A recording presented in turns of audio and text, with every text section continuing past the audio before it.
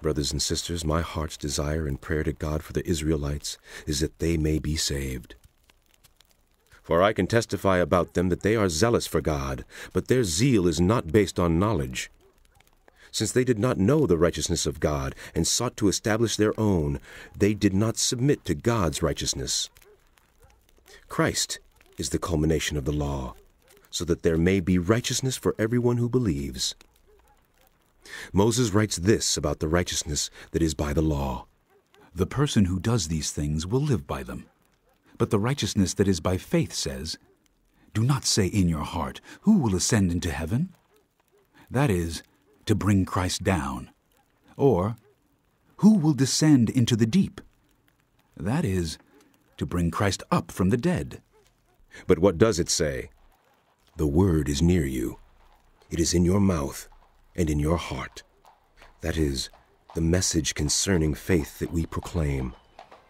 If you declare with your mouth Jesus is Lord and believe in your heart that God raised him from the dead, you will be saved.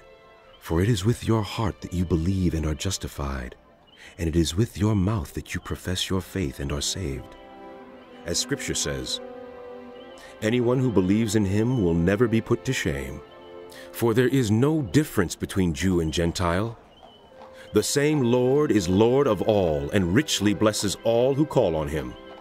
For everyone who calls on the name of the Lord will be saved. How then? Can they call on the one they have not believed in? And how can they believe in the one of whom they have not heard? And how can they hear without someone preaching to them? And how can anyone preach unless they are sent? As it is written, how beautiful are the feet of those who bring good news! But not all the Israelites accepted the good news.